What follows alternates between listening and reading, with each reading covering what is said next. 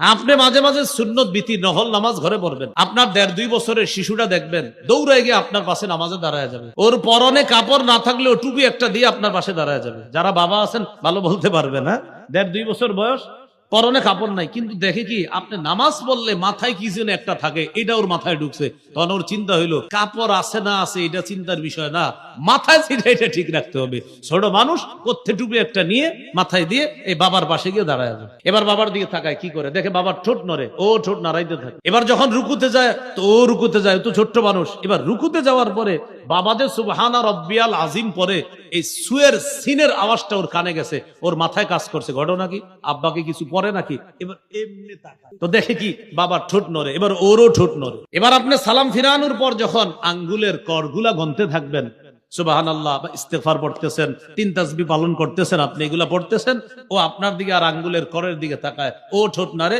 আর আঙ্গুলের কর গনতে থাকে। এইভাবে রবের শুকরিয়া আদায় করেন যে রব আপনার সন্তানের মস্তিষ্কে অসাধারণ একটা বিষয় আল্লাহ বসিয়ে দিয়েছেন।